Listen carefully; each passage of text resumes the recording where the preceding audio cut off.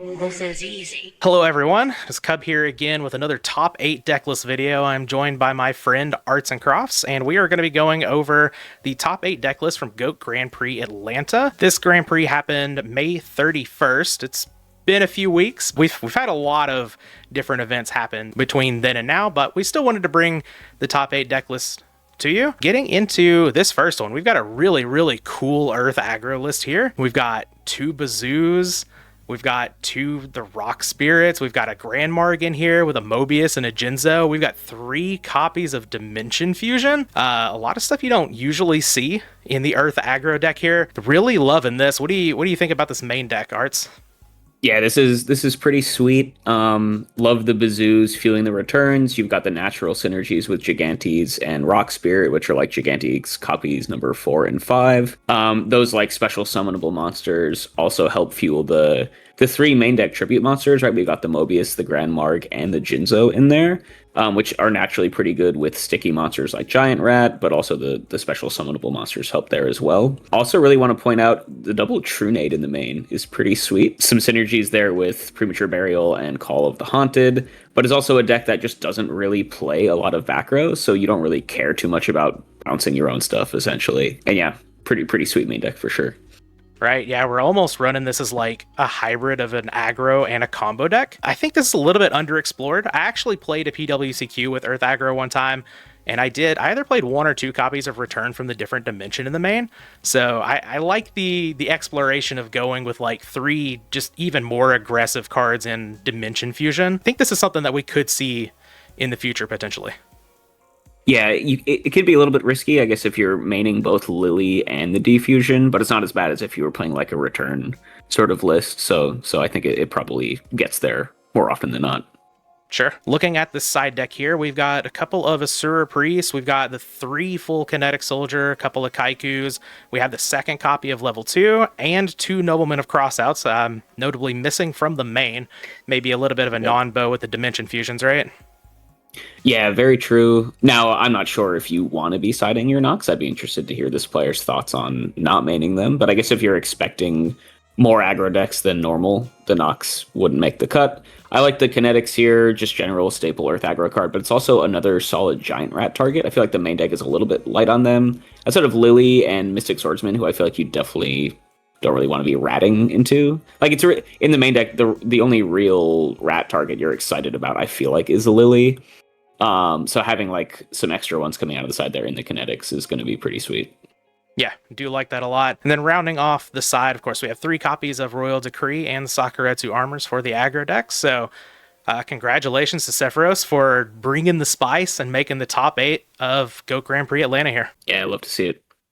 All right, and getting into 7th place here, we have Infusion's Cap, who is playing anything but spice. We've got a very standard Chaos Turbo list, it appears. We've got the 2 copies of Dekoichi, all 3 spies, the 20 monster lineup, nothing really spicy as far as the spells go. Of course, we do have the ever-present card destruction in this list. For the traps, we do have all 3 copies of Trap Dust Shoots. I know in some of these recent videos we've talked about how Trap Dust Shoot is being cut down to 1 or 2 copies. But we are seeing all 3 of them here. No Torrential in the main. We do have 2 Jar of Greeds. Looking at the side, also fairly standard. We opted for the 3 Sakuretsu Armors, 3 Solemn Judgments. We do have 2 copies of Dust Tornado. I do like to see that. Yeah, we've got 2 Zombras, a Book of Moon, a couple of Mind Controls, and a Swords.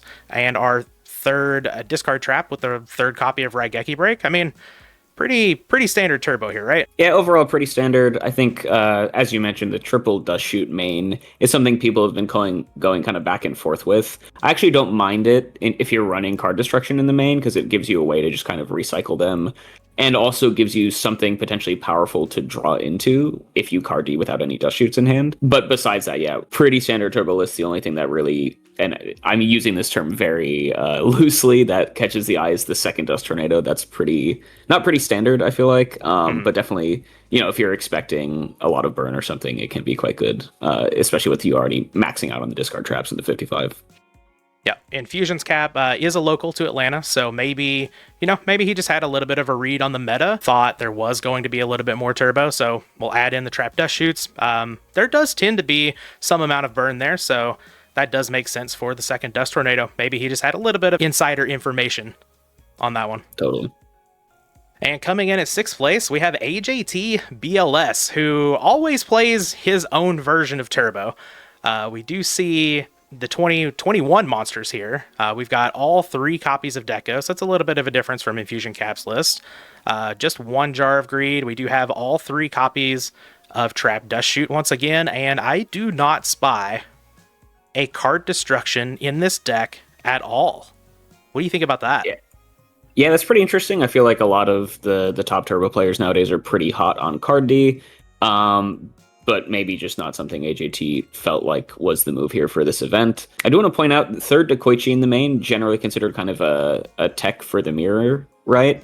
But then he's hedging kind of back towards the Warrior matchup a little bit with the main deck Torrential Tribute, which you don't normally see nowadays. Normally it's in the side, if at all, in Turbo. But I think maybe he was just going for a little bit of a different angle there with those 2 tech choices. Sure. Speaking of the side, we have the AJT patented Berserk Gorilla, along with 2 copies of Kinetic Soldier, no copies of Zombra in this list. We do have also the AJT patented Jinzo plus Call. We have a Spirit Reaper. We've got the Mind Control, a couple of walks here, and then we also see, just like the Infusions Cap list, we see 3 copies of Sakuretsu, 3 copies of Solemn Judgment. I am not a Chaos Turbo player. How do we feel about Berserk Gorilla, Kinetic Soldier, and the Jinzo Call package? Well, so I feel like there's an interesting sort of like rock, paper, scissors mini metagame that's going on between Zumbira, Kinetic Soldier, and Berserk Gorilla, right? Because obviously Kinetic kills Zumbira, Zumbira kills Gorilla, and Gorilla kills the Kinetic Soldier, right?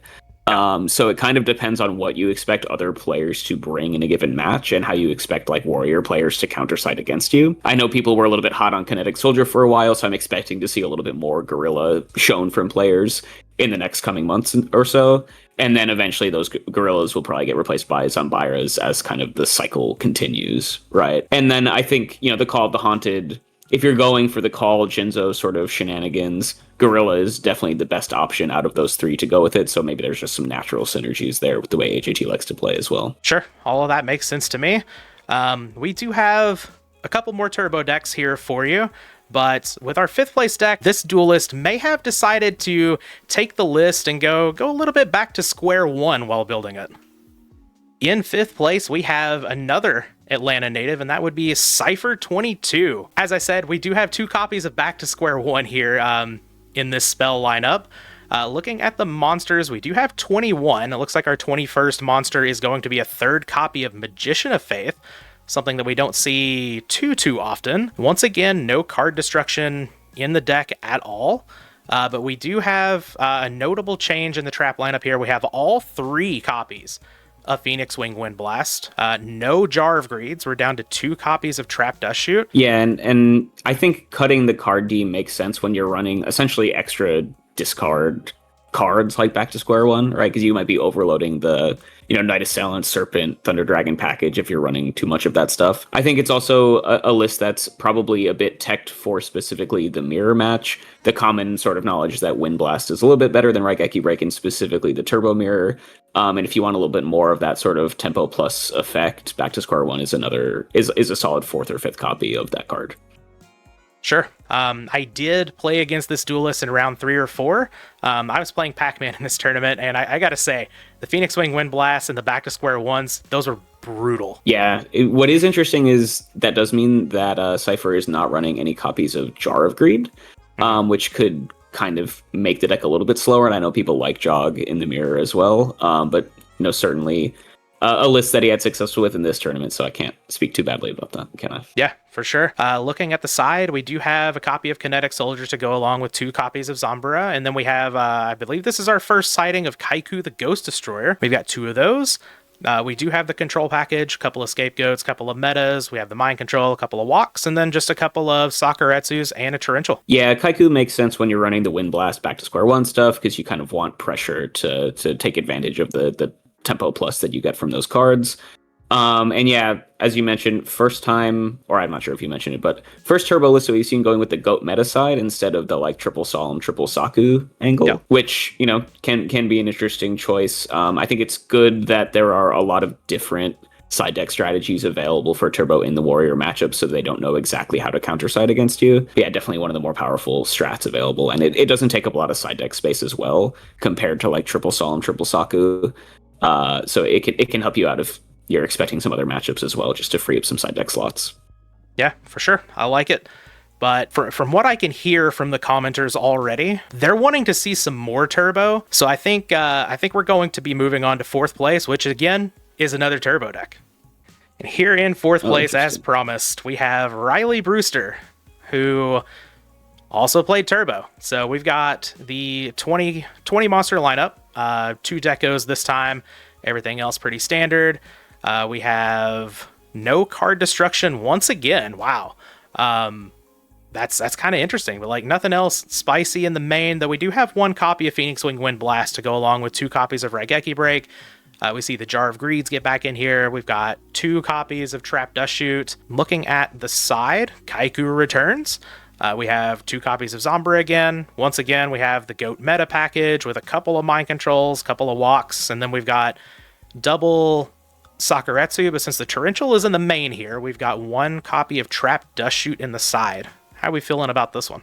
Yeah, pretty interesting. There's always the age-old debate that we alluded to before. What's better, Wind Blast or Raigeki Break? Riley here decided, why not just play both of them and not have to make the call one way or the other, which, is definitely totally respectable. And then, yeah, I think dropping the 3rd Dust Shoot into the side, definitely, especially for something like the Torrential, is probably better into an open field, right, when you could just be playing up against aggro decks or a whole lot of other nonsense.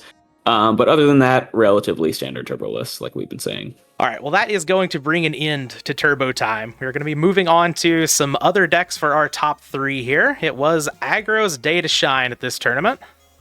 And in 3rd place, we have Dom on Warriors. And I believe from the messages that I saw, Dom actually worked with Moxies to get this list, so it's going to be a solid one for sure. Looking at the monster lineup, we do have a very minimal monster package. Only 13 to go along with 2 copies of Jar of Greed. We have, just the straight up good spell cards with a little added spice of Book of Moon there. And for the trap lineup, of course, we've got the double Jar of Greeds, 1 copy of Dust Tornado, all 3 copies of Trap Dust Shoot. Pretty standard Moxie's Warrior list as far as the main deck goes here. Looking at the side, we do have the Amazon Archer. We've got 2 copies of Asura Priest, 1 copy of the Kinetic Soldier. We have the Magician of Faith in the side, along with the Morphing Jar. I know a lot of Warrior players have been jumping on this card. 1 Mobius, 1 copy of Zombro. We've got a couple Smashing Grounds. We have a Compulse, which I like a lot.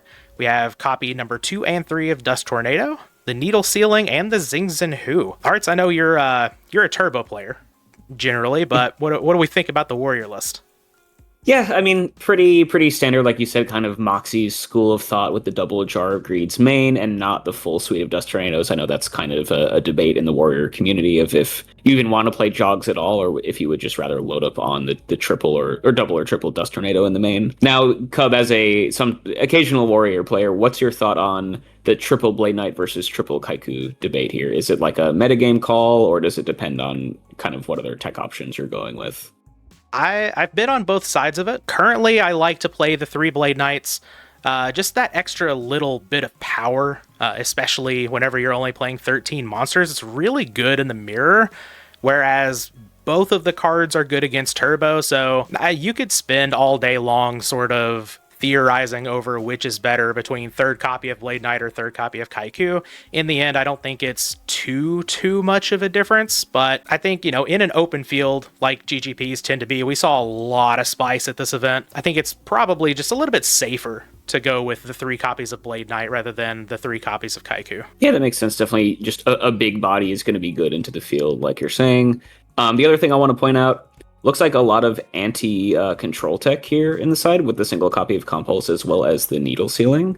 I'm not sure if there was, expected to be, and I guess also the double Asura Priest as well, right? So not sure if Dom was maybe expecting a lot of control players out there. I feel like the paper metagame probably has more control players than online just because it's kind of, the historic archetype of format. It's, what the format is named after, right? So I wonder if that kind of played into that decision a little bit. Yeah, there is that, and also just like, you just have the space, really. Control is your worst matchup for Warriors, so if you've got the space to side for it, I'd it's kind of like, why wouldn't you, really? And also, like, Asura Priest is also good against, like, the Reasoning Gate strategies. Needle Sealing is also good against Burn. So it's not like they're just super duper narrow cards like Possessed Dark Soul or something along those lines. They can work in multiple matchups. But yeah, they are definitely control killers. Yeah, it makes sense to me. And even when you look at, like, the other sort of schools of thought for the warrior side, you've got some other cards that are being brought in against control, like Gravekeeper Spy, that you may not think of as, like, these are dedicated for control, but they're also good against that matchup just because they can get you multiple bodies on the board to take out goats and stuff like that. So I like siding the cards for control. But speaking of the Dueling High school of thought, we have in second place Dueling High 101. Dueling High has had just an incredible season, winning tournament after tournament, coming up just a little short here in second place. This was actually, had he won this tournament, would have been a back-to-back GGP Atlanta winner. So almost got there, but looking at the deck, we actually do see only 2 copies of Blade Knight in this list, but we only see 2 copies of Kaiku as well.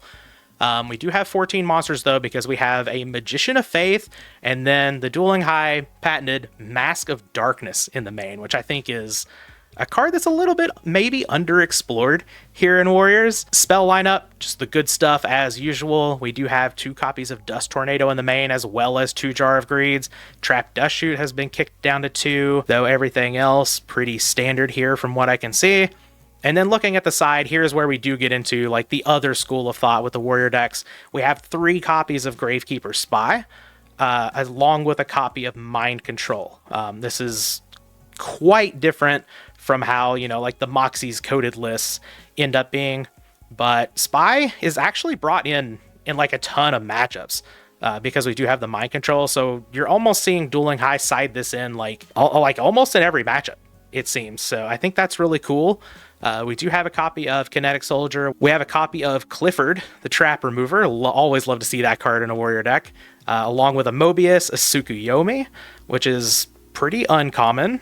We've got a copy of Sombra, a Book of Moon, the aforementioned Mind Control, a couple Mystic Walks, a Dust Tornado, a Sakuretsu, and a Trap Dust Shoot. How are we feeling about this list? It's quite a bit different.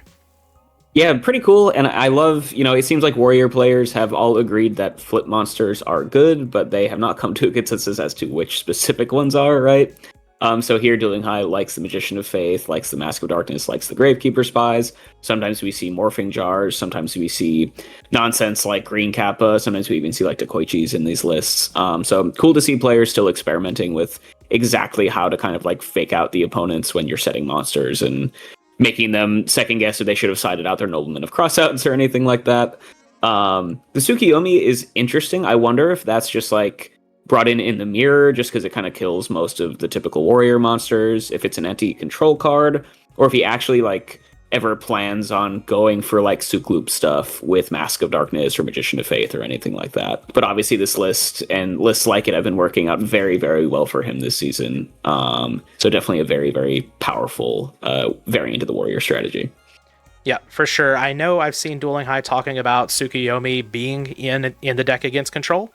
But like you said, it is good in several other spots as well. So yeah, I'd like to see the reasoning behind this. I've run Tsukuyomi in the side of Warriors before. It's definitely not a 0, but yeah, it's got a lot of hidden applications. Could come in for a variety of different things, especially for the Mask of Darkness, like you pointed out. How do you feel about Archer versus Cliff in the Warrior side? I feel like both are kind of the common anti-burn choices, but it seems like the players, at least in this tournament, were split on which is better. I'm a big fan of both of them. The cop-out answer. If it comes down to like I have to play one or the other, I usually side with Cliff, especially if Royal Decree is on the rise in the meta. But that might be a little bit of personal bias. I'm just a big fan of Cliff, but Archer also very good. And getting on to our first place finisher, we have the GOAT Grand Prix Atlanta champion, and that is none other than Gulas. Gulas has been looking for an invite to the GOAT Format World Championship for a long time this season, made the flight out to Atlanta to hang out with everybody, and ends up taking down the tournament. So, gotta say congratulations to one of my good friends, and not only did he take down the tournament, but did it in style. We have Chaos return here with 3 copies of Shining Angel. So I'm a big fan of the return decks, and I'm very, very, very happy to see it come out on top of a tournament. Since this tournament, we've seen quite a few of the return players start to pick up the deck again. It's put up, multiple results, not just this GGP first place. So it's nice to see this out here. But looking at the deck, we do have, of course, we have our Chaos Monsters. We've got 1 BLS, 2 copies of Chaos Sorcerer. I know a lot of people opt for just 1 Sorc, but we've got 2 of them in this list. We have a Blade Knight, which is just another, well, there's no Rhoda in this deck, so we've just got a Blade Knight hanging out here. We've got the DD Warrior Lady, which of course makes sense. 3 copies of Deco, 3 copies of Spy, which are really good whenever they get knocked or whenever they don't get knocked. Just dual purpose cards here. We have the Sangan, 3 copies of Shining Angel, Tribe, and then we've got 2 copies of Zaborg, a card that can just nuke the Turbo matchup. For the spells, we've got all sorts of just good solid spells, a couple of Book of Moons in here. We have 1 Dust Tornado, which works really well with the returns. We have 2 copies of Return. I know recently I've seen a lot of lists just playing 1, but Gulaz opted for 2 here. And then the rest just pretty standard return lineup with the Judgments and the Trap Dust Shoots. Getting to the side, we see some spice though. We've got a Jinzo, which I really like with return. We have Jowgen, which I know Gulaz has been a big fan of this card. I'm also a big fan of this card, but it makes even more sense when you're playing 3 copies of Shining Angel to search it up. We also have a Mobius, a Roulette Barrel, which is another really spicy inclusion that Shining Angel can get. We have 2 copies of Spirit Reaper, our 3rd copy of Book of Moon, 2 Mind Controls, a Mystic Walk, number 2 and number 3 Dust Tornado, and 3 copies of Sakuretsu in the side. What we think about this Chaos list, Arts? Really interesting. I feel like Gulaz has a pretty unique take on the Chaos return here. I know in a deck tech video that he did after the tournament ended, he is a true believer in the late game strength of this deck, focused around the big blowout plays you can go for with return. And so he's kind of tailored the list to the sort of like long, drawn out, complicated game states that he really enjoys. Which is why I think, especially coming out of the side, you see like cards that really gum things up, right? With like Spirit Reaper and Roulette Barrel and things like that. The double Book of Moon main is a little bit interesting. I feel like that's not standard in return lists, but definitely can get some value. And I know it helps play around like Ring, which can be a really, big obstacle in this list because you're having your life points pretty frequently with Solemn Judgments and returns. So a little bit of extra insurance there. And I really, really enjoy how he's using Shining Angel, not just as like a way to get DD Warrior Lady, which is obviously quite good, but also, you have a little bit of toolbox element in the side, like you pointed out with the Jowgen and the Roulette Barrel. So really going for maximum value off of the Shining Angel. It's also, a nice sticky monster to help with your Monarchs and your Jinzos and stuff like that. So overall, a really, really cohesive strategy. And obviously, congrats to Gulaz for taking this down and with, a very solid list. All right, and there you have it for the GGP Atlanta Top 8 deck list. Once again, congratulations to Gulaz for taking down this event. We will see you at the GOAT Format World Championship later this year. Arts, do you have anything else to say before we sign off here? Yeah, GG to all the players. Excited for the next Grand Prix Atlanta. I heard it was a really great event with some really cool decks. Happy to be here for this one. Thanks, Cub. Yep, that's going to be the video. We'll be back with the next one.